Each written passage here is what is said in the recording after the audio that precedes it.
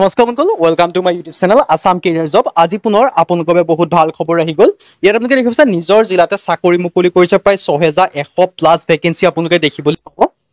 আৰু গেট 4 লেভেলৰ ভেকেঞ্চি হয়। এক্সাম নেট আপোনালোকে কোনো এক্সাম দিবলগীয়া কথা নাই। সো কেনেদৰে আবেদনসমূহ কৰিব পাৰিব, কোনটো পদৰ ক্ষেত্ৰত কিমানকৈ, এজ ক্ৰাইটেৰিয়া বিশেষে কোৱালিফিকেশ্যন বিশেষে সিলেকশ্যন প্ৰচিডিউৰ কি হয়, সকলোখিনি কথা এই ভিডিঅ' যোগে আপোনালোকক জনাই দিয়া হ'ব। সো ভিডিঅ'টো আপোনালোকে শেষলৈকে চাই থাকিব, তেতিয়া আপোনালোকে সকলোখিনি কথা গম পাব পাৰিব। নিজৰ জিলাতে এটা ডাঙৰ ৰিক্ৰুটমেণ্ট আপোনালোকৰ বাবে আহি গৈছে। প্ৰায় 6100 প্লাছ ভেকেঞ্চি মুকলি কৰি দিছে আপোনালোকৰ বাবে।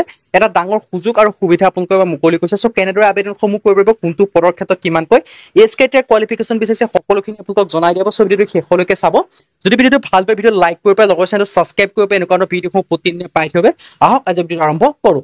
ভিডিঅ'টো আৰম্ভ কৰাৰ আগতে মই আপোনালোক জনাই দিব বিচাৰিছোঁ, ভেকেঞ্চিখিনিৰ ক্ষেত্ৰত যদি আপোনালোকে প্ৰপাৰ অনলাইনটো আমাৰ থ্ৰুদি কৰাই ল'ব বিচাৰে, তেন্তে আমাৰ হোৱাটছআপ নম্বৰ স্ক্ৰীনত দেখিব পাৰিছে 9864881276। ইয়াত হোৱাটছআপত হাই বুলি মেছেজ কৰিলে হ'ল, আমি আপোনালোকক প্ৰপাৰ অনলাইনটো কৰি দিয়া হ'ব।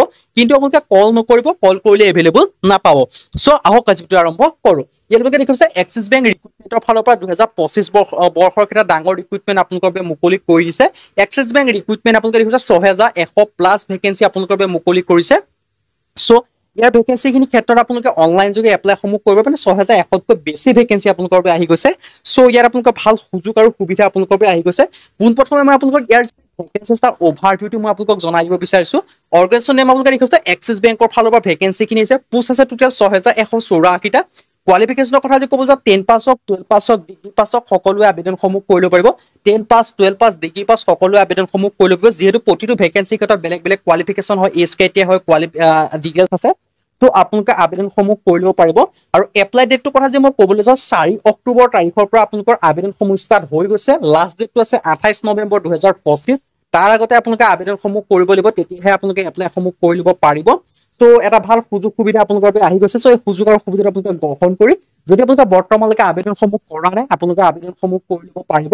এতিয়া হেনো ভেকেঞ্চি কি কি আপোনালোকে দেখিব লাগিব। ইয়াত আপোনালোকে বিশেষকৈ ভেকেঞ্চি দেখিব লাগিব, কেচিয়াৰ আছে, বেংকাৰ আছে, relationship officer, assistant manager, clerk, sales officer, peon sweeper, এনেকুৱা ধৰণৰ আপোনালোকে ভেকেঞ্চিখিনি দেখিব লাগিব। যিহেতু গ্ৰেড 3 গ্ৰেড 4 লেভেলৰ ভেকেঞ্চি হয়, আপোনালোকে গ্ৰেড 3 গ্ৰেড 4 লেভেলৰ ভেকেঞ্চি আপোনালোকে দেখিবলৈ পাব। সো এটা ডাঙৰ সুযোগ সুবিধা আপোনালোকৰ বাবে আহি গৈছে। সুযোগ আৰু সুবিধা আপোনালোকে মিছ নকৰিব যদি আপোনালোকে বৰ্তমানলৈকে আবেদনসমূহ কৰা নাই। বয়সৰ সময়সীমাৰ ক্ষেত্ৰত যদি ক'বলৈ যাওঁ, ইয়াৰ ক্ষেত্ৰত 18 পৰা 40 বছৰ বয়সৰ সকলো ভেকেঞ্চিখিনিৰ ক্ষেত্ৰত আবেদনসমূহ কৰি ল'ব পাৰিব। লগতে আপোনালোকে এজ ৰিলেক্সেশ্যনসমূহ লাভ কৰিব পাৰিব। SC SC ক্ষেত্ৰত 5 বছৰকৈ, OBC ক্ষেত্ৰত 3 বছৰকৈ, আৰু PWBDৰ ক্ষেত্ৰত 10 বছৰ পৰ্যন্ত এজ ৰিলেক্সেশ্যনসমূহ লাভ কৰিব পাৰিব।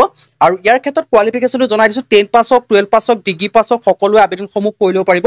যিহেতু প্ৰতিটো পদৰ ক্ষেত্ৰত বেলেগ বেলেগ ধৰণৰ কোৱালিফিকেশ্যন আছে। সো যিটো পদৰ ক্ষেত্ৰত যেনেকুৱা ধৰণৰ কোৱালিফিকেশ্যন আছে, সেইমতে আপোনালোকৰ ইলিজিবল হয়, সেইমতে আপোনালোকে আবেদনসমূহ কৰি ল'ব পাৰিব। আৰু ইয়াত যিখিনি আপোনালোকৰ চিলেকশ্যন প্ৰচেছটো ক'বলৈ যাওঁ, চিলেকশ্যন প্ৰচেছটো আপোনালোকৰ এনেকুৱা ধৰণৰ হ'ব, যেতিয়া আপোনালোকে এপ্লাই কৰিব, এপ্লাই কৰাৰ পিছত শ্বৰ্ট লিষ্টেড হয়, তেতিয়া আপোনালোকৰ ইণ্টাৰভিউৰ কাৰণে মাতিব। আৰু ইণ্টাৰভিউত যদি আপোনালোকে পাছ কৰে, ফাইনেল আপোনালোকে চিলেকশ্যনসমূহ লাভ কৰিব পাৰিব। আৰু শ্বৰ্ট লিষ্টেড হ'লে আপোনালোকৰ ডকুমেণ্টছ ভেৰিফিকেশ্যন হ'ব, আৰু ডকুমেণ্টছ ভেৰিফিকেশ্যনত আপোনালোকে ফাইনেল চিলেকশ্যনসমূহ লাভ কৰিব পাৰিব। আৰু যদি এপ্লিকেশ্যন ফিছৰ কথা ক'ব যায়, কোনো এপ্লিকেশ্যন ফিছ দিবলগীয়া কোনো কথা নাই। জেনেৰেল OBC EWS কোনো এপ্লিকেশ্যন ফিছ নাই, SC ST PS কোনো এপ্লিকেশ্যন ফিছ ইয়াত দিয়া কথা নাই। সো সকলোৰে ফ্ৰী হয়। সো আপোনালোকে আবেদনসমূহ কৰি ল'ব যদি বৰ্তমানলৈকে আবেদনসমূহ কৰা নাই। ডিটেইলছখিনি মই আপোনালোকক জনাই দিলোৱে। এনেকুৱা ধৰণৰ সুযোগ সুবিধা প্ৰতি বছৰে আপোনালোকৰ বাবে নাহে। সো এই সুযোগটো আপোনালোকে গ্ৰহণ কৰি, আৰু ভিডিঅ'টো যিমান পাৰে সিমান বন্ধুক শ্বেয়াৰো কৰি দিয়ক, যাতে আপোনালোকৰ কোনোবা লগৰ বন্ধু বান্ধৱ যদি আপোনালোকে বৰ্তমানলৈকে চাকৰি যে এপ্লাই কৰি পোৱা নাই, তেন্তে আপোনালোকৰ এটা সুবিধা হ'ব। যিহেতু যদি আবেদনসমূহ কৰিম বুলি ভাবি আছে, তেন্তে আবেদনসমূহো কৰি ল'ব পাৰিব। এটা ভাল সুযোগ সুবিধা আপোনালোকৰ বাবে মুকলি কৰি দিছে। তো এক্সিছ বেংকৰ তৰফৰ ফালৰ পৰা যদি আপোনালোকে এক্সিছ বেংকত চাকৰি কৰিম বুলি ভাবি আছে বেংকিং চেক্টৰত, তেন্তে আপোনালোকৰ বাবে ভাল খবৰ, আপোনালোকে আবেদনসমূহ কৰি ল'ব পাৰিব। আৰু মই ডিটেইলছখিনি আপোনালোকক জনাই দিলোঁ। এপ্লাই মোড হৈছে অনলাইন যোগে এপ্লাই কৰিব পাৰিব। মই লিংকটো আপোনালোকৰ ডেছক্ৰিপশ্যনত দিয়া আছে। সেই লিংকৰ থ্ৰুদি গৈ আপোনালোকে নিজে নিজে কৰিম বুলি ভাবিছে, আপোনালোকে নিজে কৰি ল'ব পাৰিব।